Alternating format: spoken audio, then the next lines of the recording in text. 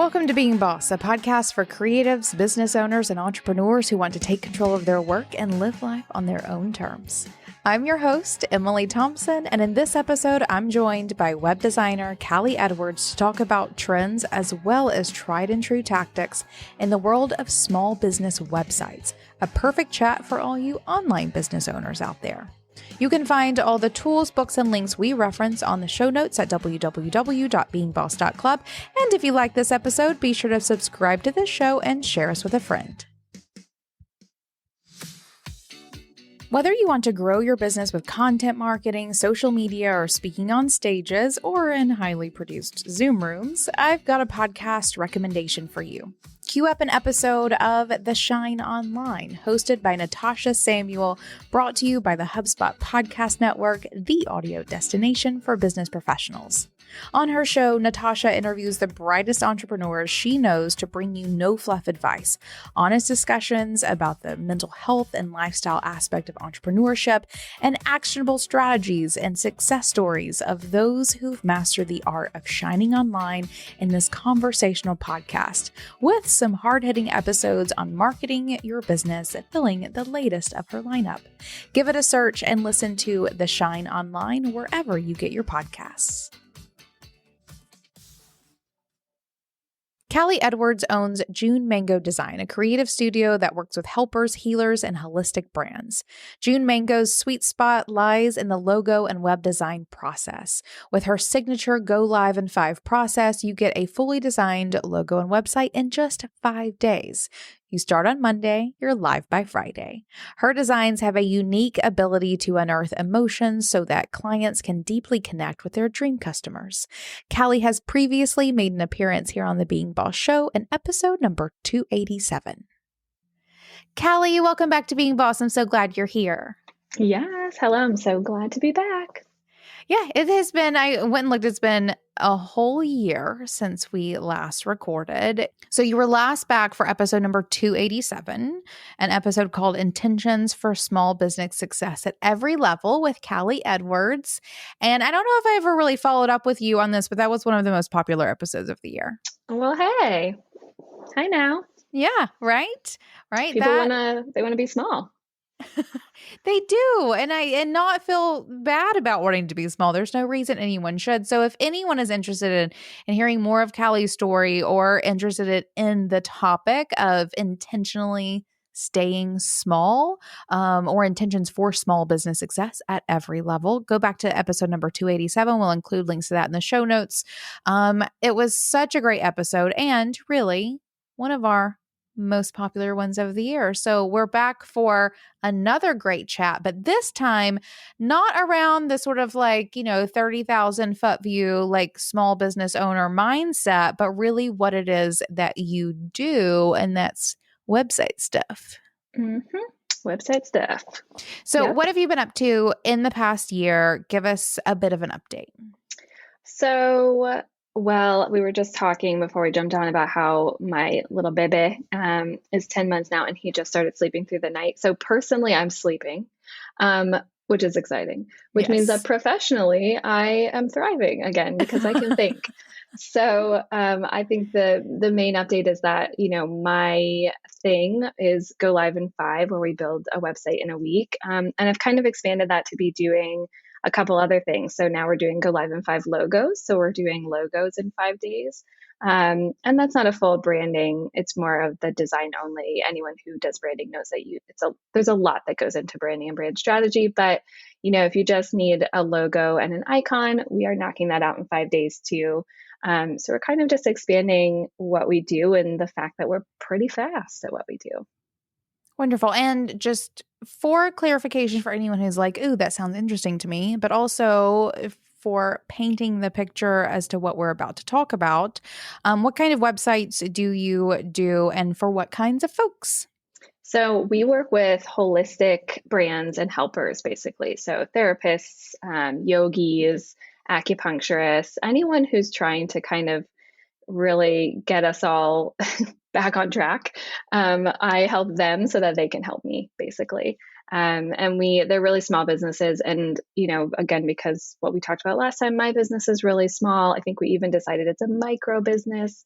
A lot of these sort of personal brands, they don't necessarily know how to do the tech side or the design side of everything. So that's where I come in and kind of help them so that, again, they can help other people.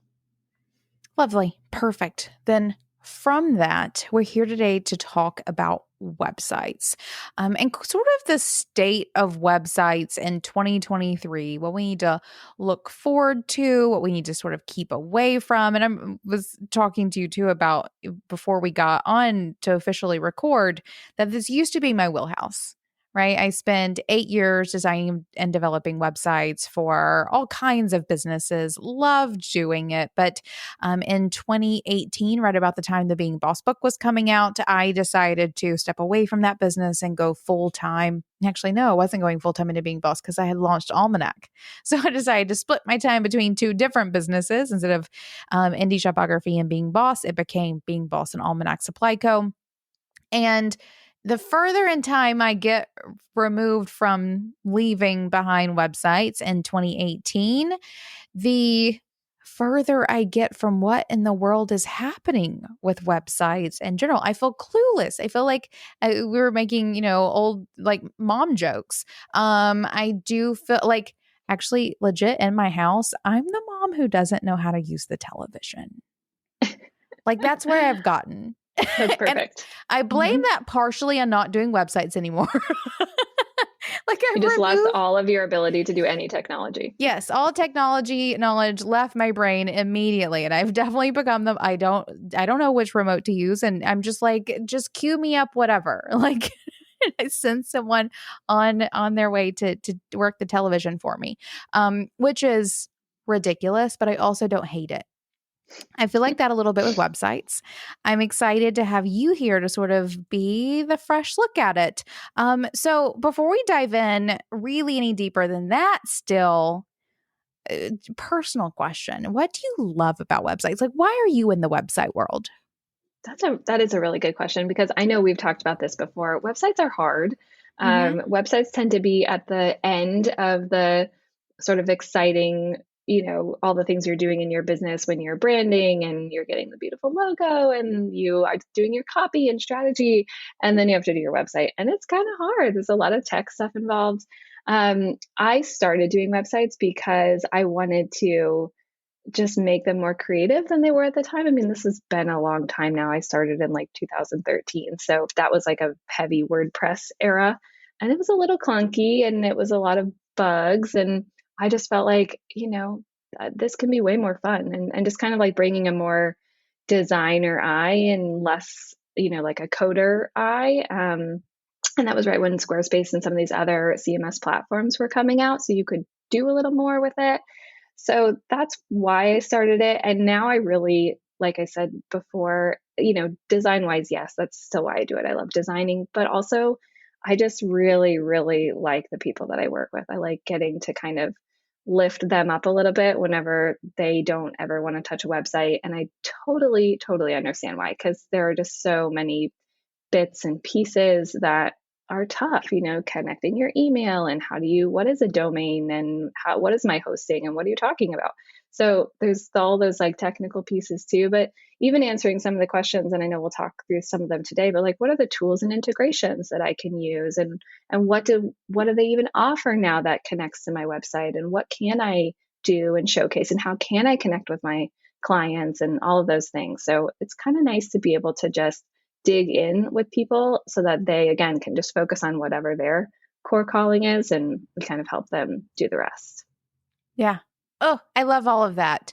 I remember feeling very similar back in the day of like, what if it's not just UX and code, but like some good color theory, as you mentioned earlier, right? Or like a designerly take on a website. And so I think those of us who have sort of both of those skills, both like the very tech side as well as the design side, have a view of websites that's quite a bit more deep than people who are just one or the other, which I think brings so much to this conversation for sure. And I will say that the complexity with which websites, or the complexity that websites was sort of becoming engendered with. Like the websites were getting so complex by the time I threw in the towel in 2018, that these days it is a whole different ballgame. And I have utmost respect for those of you who are still in there doing the things, because integrations and all the things are so complex in a way that even just like managing my own, I hand off a lot of that as well. So we're going to talk a lot today about websites in a super accessible way, but also know that if you need to hire help to get your website done or to do updates, you absolutely should, one way or the other. This is not the kind of thing that everyone just has in their tool belt, I don't think. Mm-hmm. Yeah, and I think that there's some things that I always say, if you need to bootstrap it, bootstrap it. If you're just starting out, like get the thing up, get it online. It doesn't have to, you don't have to have this color theory background to be able to do that or hire a designer. I get that. We all get that. But you do, at this point in time, you do need a website. Everyone needs a website. Even if you have an amazing Instagram following, even if you have a Facebook page, you really do need a website. It's doing a lot for you. You're always saying, Emily, it's this big marketing workhorse for you. And that's very true too. So all that to say, if you can't hire someone, we get it. But if you can, you're going to get a lot of bang for your buck. And you're also going to save yourself a headache. The other thing I always say is it's like, you either have a lot of time or you have a lot of money. So usually when you have a little more money, you have a little less time. So it just depends kind of where you're at. Yeah, for sure. Okay. Let's get into the meat of this, because I'm very excited to hear about what's up with websites these days. Let's start with sort of a very broad question. What is changing in the world of small business websites? Yeah, I think there's a lot of design trends that we could get into, but more than that, sort of what we were saying, there's a lot of tools that people can use. So it's a lot easier to integrate things into your website. There's a lot of integrations, almost so many that it's a little overwhelming. But let's say, for example, you run a yoga studio, and a lot of this came out of the pandemic. So, for example, if you had a yoga studio and all of a sudden no one could come to your yoga studio, you were like, what the heck am I going to do? So there was a lot of scrambling. I witnessed a lot of scrambling, getting people trying to figure out, how do I reach my audience and my customers and share, these classes with people that they can no longer come in and get in person. So now that people, again, software companies and Squarespace and all these people kind of figured out that we do need to be able to bring this online, they've now kind of caught up and made sure that there is a way to do that. So there's lots of platforms now that you can bring all of your, fitness content, a lot of video stuff. Videos itself is another big trend with TikTok. Like videos are everywhere. I tend to be on the further end of videos, and will say, you don't need to have a million videos on your website. Let's kind of leave them on social media. Having a few there, but people ask me sometimes, should I be adding all these videos to my site? And I tend to say, maybe not. Let's kind of keep it streamlined. But that's another trend. So just like a lot of tools, there's a lot of different newsletter software. Some newsletter software like Flowdesk is, they're doing like sales pages that you can do now. You don't even have to sort of connect it to your website. There's all sorts of course platforms that you can connect to your website. So that's even just like, the tip of the iceberg a little bit, but just all these different sort of softwares and platforms that you can then bring into your website and kind of weave them together depending on what your customer needs, what you're selling, what your audience is trying to do. Yeah, one of the things I've definitely felt over the past, 15 years with websites is, and was really expedited over the course of the pandemic, right? Everyone getting in there. And luckily the tool, like the basis of all the tools was already there, right? It just was like a speed up of making them all connect and do exactly what we want them to. And all these things. It's been really beautiful to see, but it is a really great democratization of access to being able to build websites and have them do all kinds of things. I was having a conversation the other day with my team at Almanac. We were doing inventory in the store, and there's, whenever you're hooking up things to things electronically, they're not always seamless, right? There's going to be lags in the updates or hiccups here. I call them hiccups. Like, if some data doesn't sync, like it just hiccuped. Okay. Just like hit a refresh. It'll show back up, whatever it may be. And for a couple people on the team, that is the most annoying thing on the planet. And of course, like me, who knows how all these things work and has been working, in this realm for so long, like, this is the magic of technology. What do you mean you're annoyed? Like, I am fine with an occasional hiccup. This is glorious. And they were like, well, I just wish that, we should find one platform that like does inventory and sales and POS. And I was like, they were like, it exists in the world. Big companies have it. And I was like, yes. And big companies paid millions of dollars to have it custom built for them. So because we are not that, we are going to continue with these really mind-bending tools that connect not quite seamlessly, but like almost, and do it with an occasional hiccup. And it was just such a funny moment to sort of be on the other side of that, where they were like, I just want everything. I want it to be all the things. And I'm like, but if you just had any idea what the solutions were 5 years ago, and to see what they are now, you would be as okay with these occasional hiccups as I am, because the possibilities have become almost endless with the sort of business solutions that you can build for yourself by connecting 2, 3, 4 different pieces of software together through almost seamless integrations.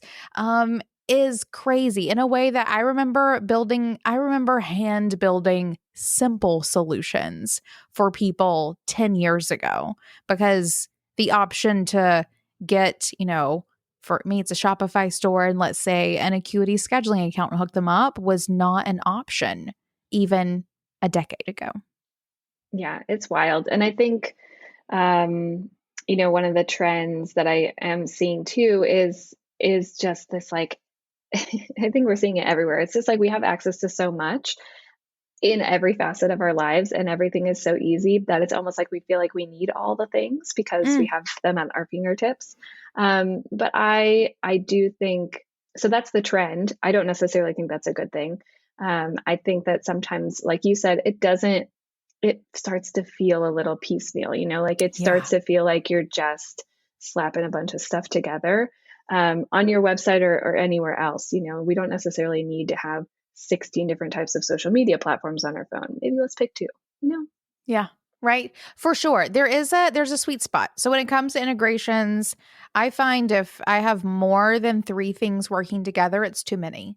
Like the hiccups multiply, right? They get exponentially larger, and the speed with which they lose it is amplified by how many things you're pasting together.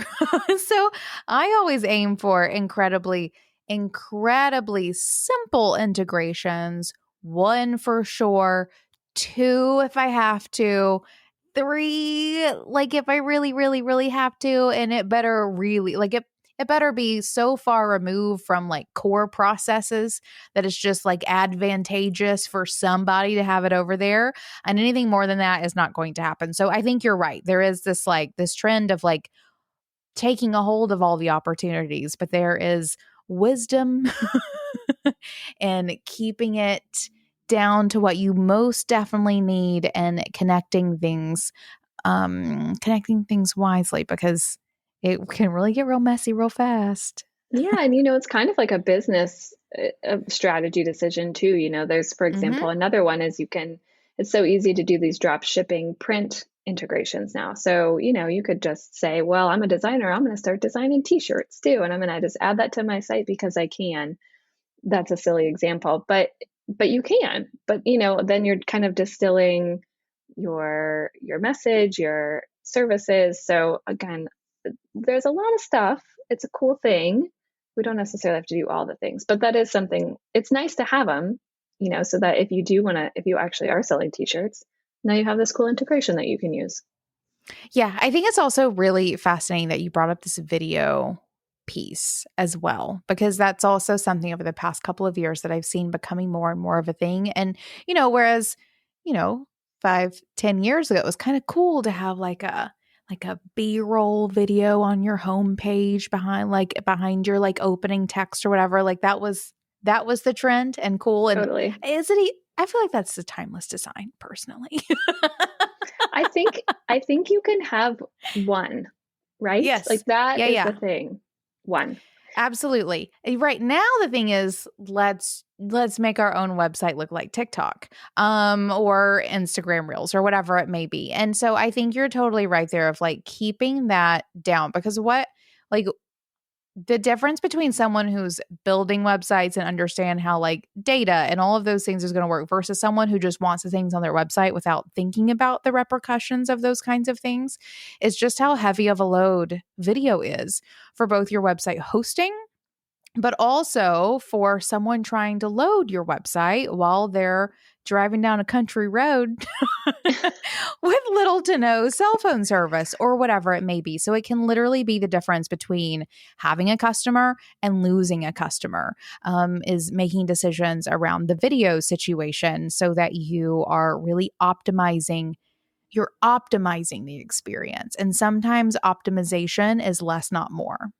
Exactly. And that's really what I'm trying to say. And I think video is a really good example of that because of everything you just said. And also, there's a lot that can go wrong with a video. If person's sound is not on, well, they're missing something. If you're actually sort of speaking to them about something, if it doesn't load, if you have so many that then they're skipping over something, if you're putting a lot of important information in a video and it never gets watched, that information is just, not going anywhere. So that's why the B-roll example is a good one because it's just a design element. It's not like it's just nice. It gives a little personality to the site.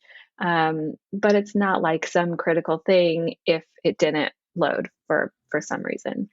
Right. I won't even go into search engine optimization with videos either, how you're losing out on all that kinds of goodness. So good. Okay. Those are two things that you are seeing. That's not even really the videos is not like a changing thing. That just is where we're at. But I do agree that this integration piece is probably the biggest change that we're looking at in terms of your website is this idea that that you can really build semi-custom feeling solutions by easily connecting a couple of different solutions together to give you the functionality that you want with your website.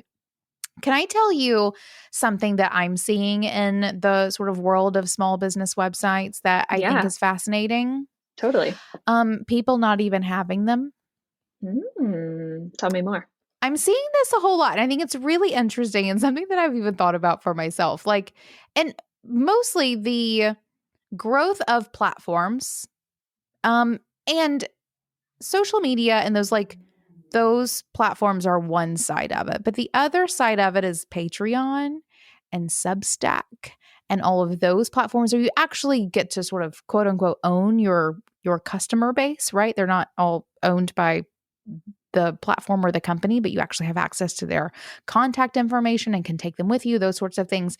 I feel like I'm seeing more and more people foregoing traditional websites. Isn't that cute? Traditional, as if they've been around for 100 years, foregoing traditional websites in favor of just using these platforms or their place on these, or Medium even, I think is a great example of this.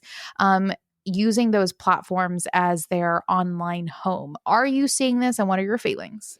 Yeah, and I think that is a very specific thing, actually, that only, maybe not only, but really works better if you're sort of a personal brand, right? So that would Mm-hmm. not work for a therapist with a private practice. But Correct. for the guy who has Substack and has like a huge Twitter following, and then he's converting that into all of these subscribers, well, that makes perfect sense for him. But that's sort of like a business model, personal brand strategy. So I think that can work, but I almost think that those are two different things. But yes, totally. It's also an interesting thing because that guy who has 8,000 Twitter followers and is selling his, newsletter subscription for $80 is like the fat tail of that sort of business model of Substack. And so it sort of entices everyone else to be like, oh man, I could totally do that and make $80,000, a month or whatever it is that he makes. But I think because there is that fat tail, it's like, it's a little misleading. It doesn't mean that you can't do it, but it's just its own unique slice, I think. It is.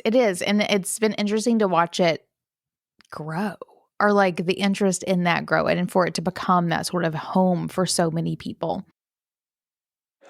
Growing a business can feel like the Wild West, but there's a better CRM in town, HubSpot.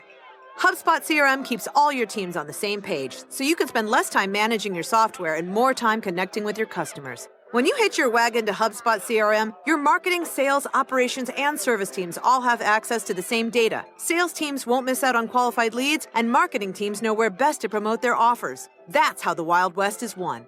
Learn more at HubSpot.com. HubSpot. Grow better. So that's like the changing world. Let's look at like what is staying the same. So in the world of websites, what's not changing? What remains ever important? I think that some of those core, and again, this is more for like the small business, maybe less for the guy on Substack, but well, even for the guy on Substack, I was going to say certain things like trust. People who are spending $80 on his subscription have to trust that he's going to deliver what he says he's going to deliver, for example. So having a trust and having that be clear, whatever your web platform is, website or something else, clarity in what it is that you offer. Again, I think that applies to everyone and everything, and it needs to be on your website or your web presence. And then clear call to actions too is never, you always need that, obviously. But that's the thing that I still see people don't have. They seem to forget, or they don't put a button on. I've seen many, many sites where there's a page and there's just no button. There's just nothing. It's just information. And that's fine. But, again, we want to think through, what is the audience doing on this site? What do we want them to be doing? So what is the next logical step when they get to the end of this page or even the end of this paragraph? So clear call to actions. And then SEO, which you sort of touched on, and that's a really big beast that maybe we don't need to get too deep into, but just kind of being thoughtful and even just kind of setting the groundwork by making sure you have, clear page URLs and tagged images and some key phrases in there. Just kind of, again, thinking through, like, what is my audience probably searching for? Do I have that incorporated in here in some way or another? Am I just being like a little bit thoughtful about that? You could really go down the rabbit hole there. But it's as important, if not more important today as it was 10 years ago, probably more so because there's so much content out there. Yeah, I completely agree with that. Oh, I love all of those things. I think that all that website content things, like the things you have to get right, you're right. They're just mandatory. And no matter where it is that you're doing the things. And then search engine optimization. I'm so glad you brought that up. So for anyone listening to this, 1 or 2 episodes ago, I did a solo episode talking about Almanac, or at Almanac in particular, but we also implemented a whole lot of things at Being Boss this year, or in 2022. SEO was something that we focused a lot of our energy on, and really around one of the things that you just said. There's so much content. If you think that you are just going to create something and throw it out into the world and it's going to be found by everyone who needs it, no, because someone else has thought that and they're better at SEO than you are.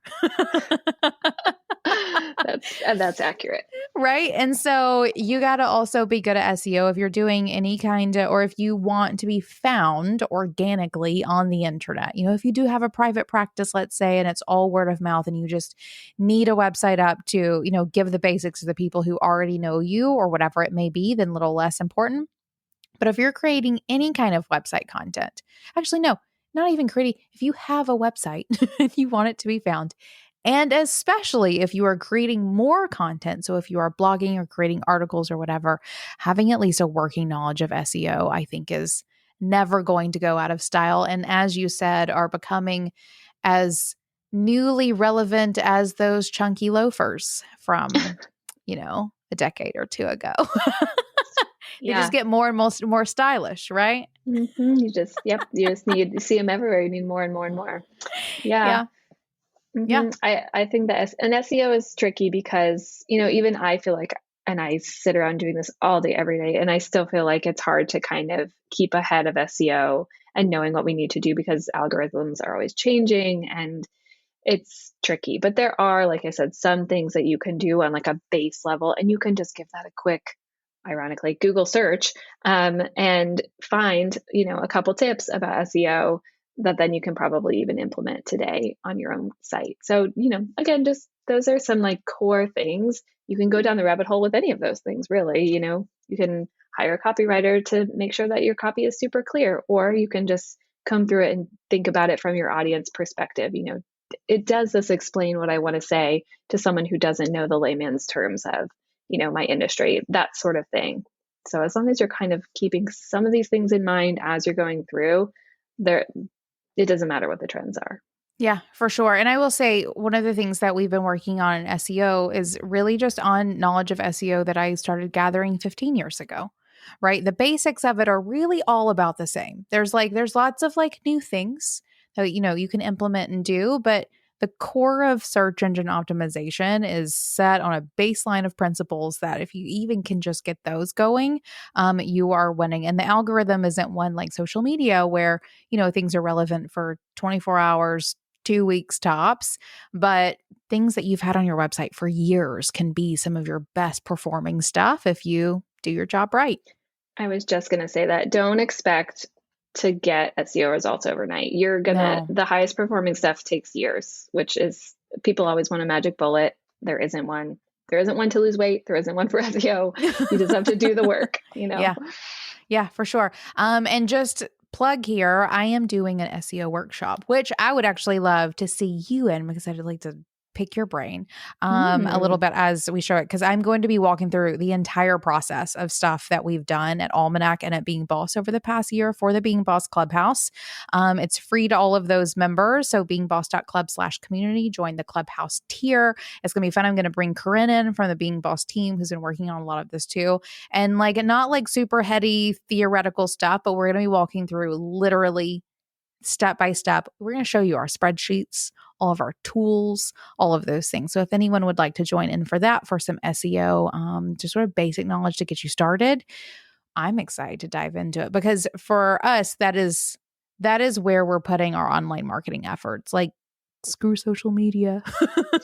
and even to some extent, on some level, like a lot of like the hardcore website overhaul stuff, it is making the content that we do have super work for us. And it's not overnight, but I'll have to show you some of our stats. When choosing good keywords, we've gotten in the top 10 for like sets of keywords in 3 months, sometimes even less, which is amazeballs.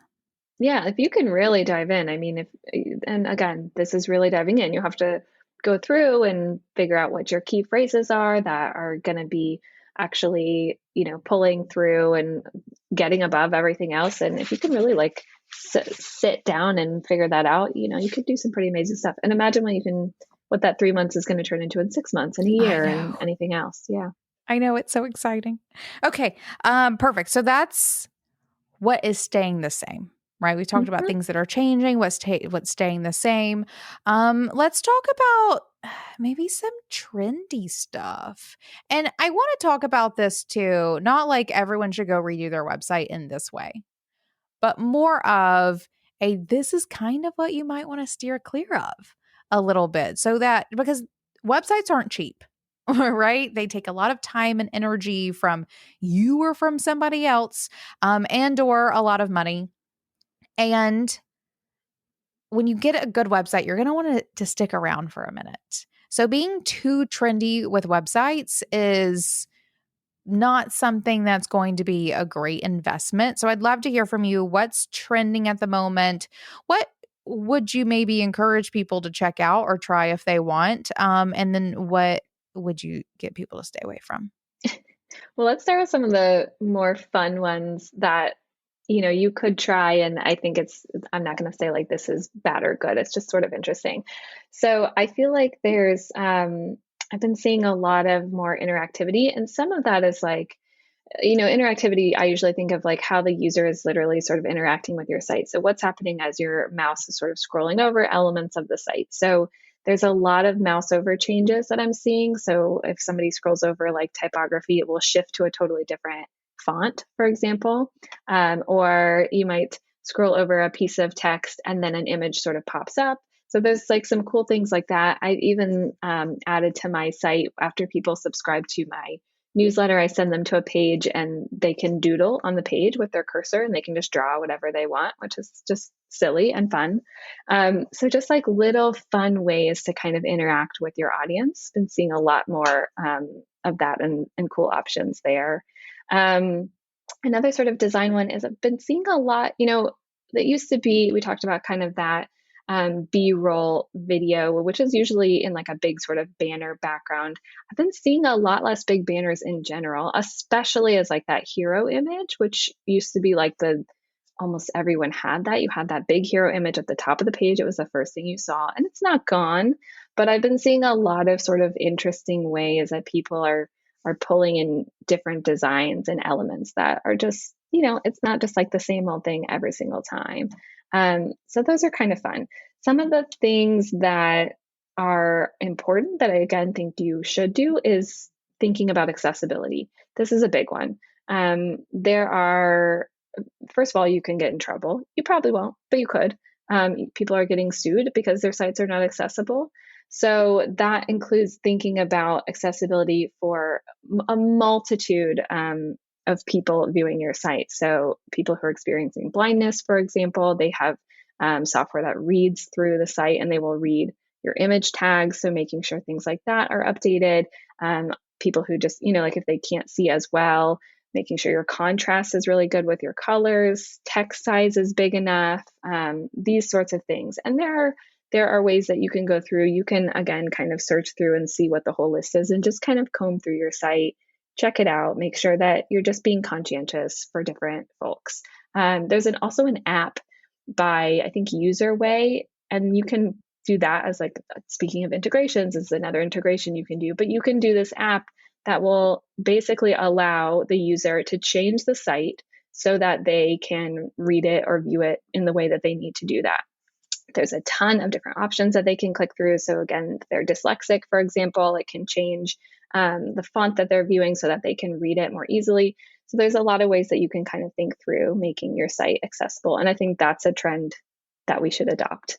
There's some other little ones too, like typography is a big one. I'm seeing a lot of different typography. And again, this is more design related, but really like unusual sizes or really big typography, or a lot of like differentiation between typography in the same line. I sort of mentioned how even just having people hover over the typography and it will change.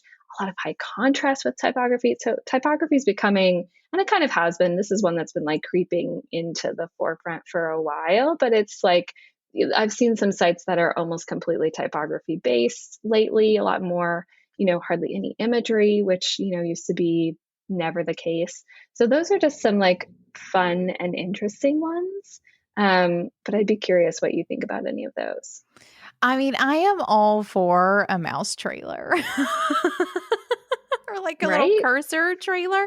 I get so giggity about those. Every time I see one on the internet, I copy and paste the link and send it to the Being Boss team. And I'm like, when are we doing this? Because I want them everywhere. I want sparkles to follow my mouse everywhere it goes. That is like 90s web designer, like high school Emily, who is just like living her best life, basically. Or I guess that would be like right at the turn of the century, right at 2000. Isn't that pretty spot on for that vibe? I think you're spot on with all the other ones, though that one is legitimately my favorite. I was even on a site the other day, also sent it to the Being Boss team, that just had stars just falling from the top margin the entire time. And it was absolutely enchanting. It's so interesting, though, because first of all, that 90s aesthetic is a whole nother trend that I wasn't even going to dive deep into, but that shit is everywhere. But what's interesting to me about it is it kind of is an interesting juxtaposition with like this accessibility piece too, because there's like a maximalism sort of to that.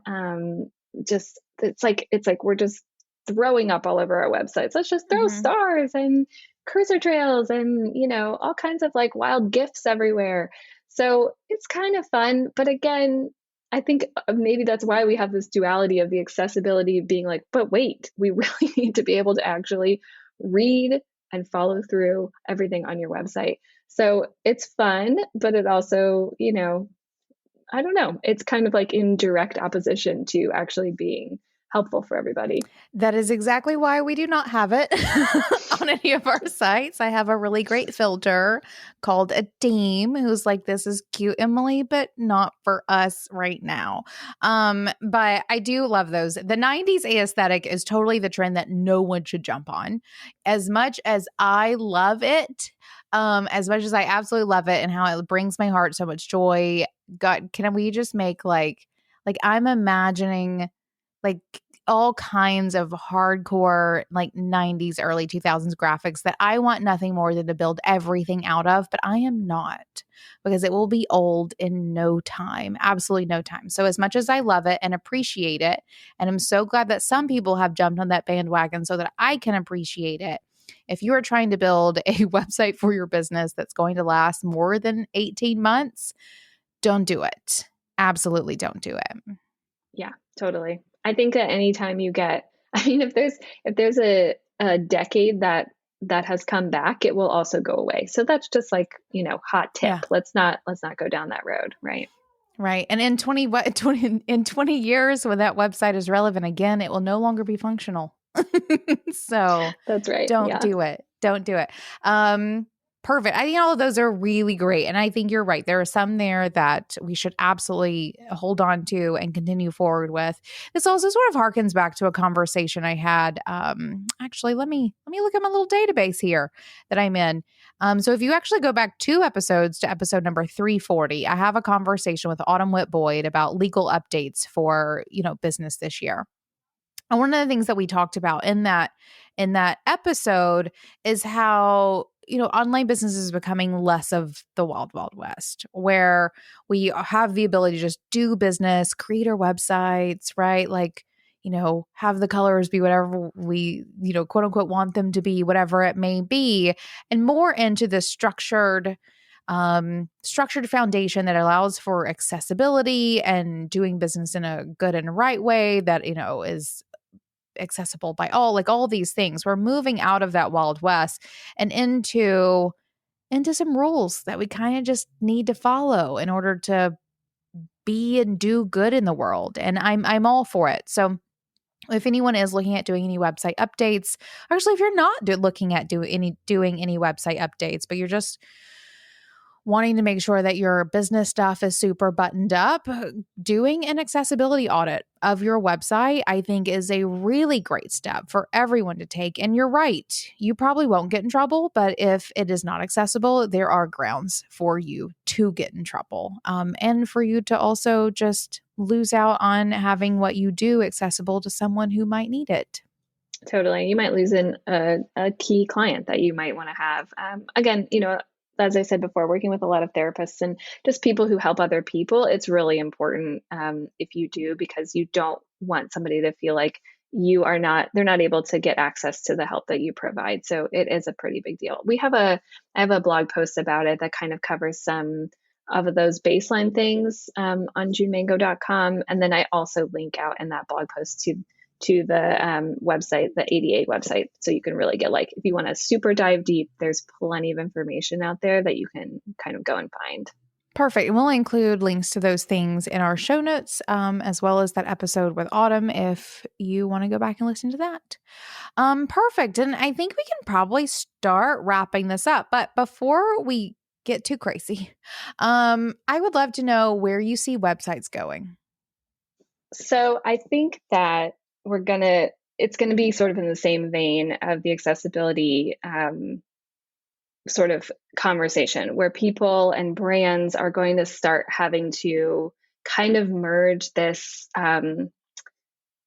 sort of like community oriented, conscientious side, that now that we have social media and everybody is seeing everything that you're doing and your values, with the sort of business professional side of your business. So, for example, putting literally those values onto your website. I think that that's one place I've been seeing people do that. So, saying all of the things that they support, sustainability, et cetera, racial justice, all of the things. So putting that literally on your website and kind of weaving those values into your visuals, literally, I think that that's going to become something that we continue to see more of. And that's a trend, but I think in a good way. So it doesn't matter so much about, design or whatever.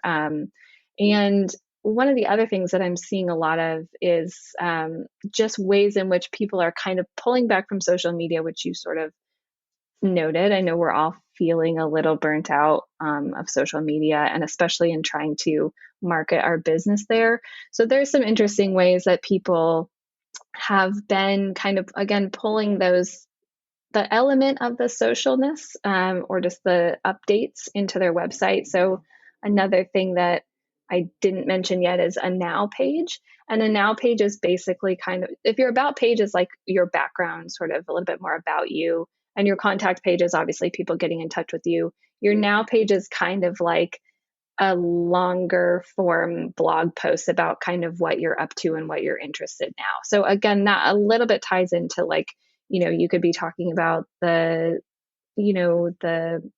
community that you're working with, or what movies you're watching. Like it could kind of run the gamut of whatever you want to mention, or what projects are you working on now. It's just an interesting way to kind of connect with people and show them this other side, this more personal side, where you don't have to necessarily be all over social media doing it. And so I don't know. I think that just kind of that blend is going to be something that we're going to start seeing, and that's going to trickle into web too. Yeah, I feel like this is kind of the second time you've brought up bringing really the content that we're creating for social media into our website for kind of the first time ever in this way. And we've been pulling in our Instagram feeds or, whatever for as long as we've been able to do it. But this idea of, one, you mentioned bringing more video in to make it feel a little more like social media.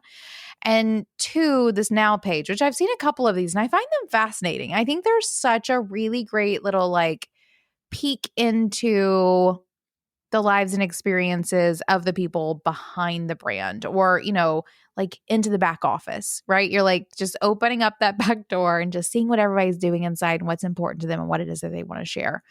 And I think they're fascinating. And I love that it is that blending of my home, my website, right, with the things that I would traditionally just blast out on social media, but I'm doing it in my house. So well, and with intention, I think too. I think maybe that's the word that I was searching for and couldn't find. It's like there's a little more intention to some of the things that are being shared and what we're showcasing and what it means to us and our audience. Yeah, I think it's fascinating. I'm going to dig into those. Y'all, don't be surprised if, especially Almanac, I could imagine literally having a page where it's like everyone's favorite crystal at the moment. Right? Or fun things like that. You can make it very relative to your business and what it is that's going on while still making them incredibly fun and just housed in that place. A fun little bit of socialness in your website. So those are fun ones. Good. Everybody go make it. Oh, just wow. Tear my computer off my desk. My hands went wild, everyone, and I almost pulled my computer right off. Everyone go make a now page. Maybe, if you want and to. I think we need to credit, I don't know how to say his last name, Derek Sivers. He has some good, he's also the guy so he created the now page or came up with it. Okay. He's also the guy who wrote the book, If It's Not a Hell Yes, It's a No, which I know we talk about a lot in this community too. So he's got some good ideas. Jason Zook has a now page. It really is becoming kind of a thing that I'm seeing a lot, but I want to give him that shout out because that was his jam. So then I have one more question for you. One more like content-y question here. And that is, if you had one tip or one action that everyone listening to this could take into their business for making their website just a little bit better in 2023, what would it be? Well, I think that just since we've been talking about trends too, it's okay to look at the trends and pull them into your site in a smaller way. So, for example, you can pull them into a blog post or some of the things we talked about with the Now page. But I think really what ultimately is the most helpful and the way that you know you can do it successfully with a trend is if you're starting with a strong branding foundation, and that can be, your fonts and your colors. Just it's kind of like you know who you are before you go out into the world. So if you know who you are, then you can pull that clarity into your website, and then it's okay if you want to like dip your toe in the trend water for a second, and you're not going to kind of like topple in head first. So kind of checking in, even like going back and doing a little bit of a web audit or a branding audit and making sure, okay, does this actually, is it clear who it is I help, what I do, who I do it for, all of that stuff. Those sorts of things. I do a web audit, sort of spring refresh in my newsletter every year because sometimes we just need to go back and comb through it. But I think branding foundation, don't do all the trends and maybe do a web audit and you'll be good to go. Love it. Yeah, I do a web audit in both companies every year. I think it's super imperative. Just go through. Things get broken, click all the things, read the things, update the things that aren't true anymore or have shifted and changed, whatever it may be. I think it's a very good step for everyone to be taking every single year. And Callie, this has been a treat. Thanks for coming to chat. Yeah, it was so fun. Of course. Where can folks find more about you and what you do? I don't have a Now page, but you can still come hang out with me on junemango.com. I decided not to adopt that trend. Perfect. But yeah, junemango.com is my business website. And then we're also on Instagram at junemango studio. And that is all I do because I try to keep it simple. Lovely. And last but not least, what's making you feel most boss? I think just that I'm sleeping. That's a good place to start. I think now that I'm sleeping, my brain is functioning and I'm like, man, I have good ideas when I sleep. So I feel pretty boss when I can snooze. Love it. Perfect answer. Thanks for coming and chat. Thanks. All right, boss, because you're here, I know you want to be a better creative business owner, which means I've got something for you. Each week, the team at Being Boss is scouring the news, the best entrepreneurial publications, and updates and releases of the apps and tools that run our businesses, and is curating it all into a weekly email that delivers the must-know tips and tactics in the realms of mindset, money, and productivity. This email is called Brewed. We brew it up for you each week to give you the insight you need to make decisions and move forward in your creative business. Check it out now and sign up for yourself at beingboss.club/brewed. That's beingboss.club/BREWED. Now, until next time, do the work, be boss.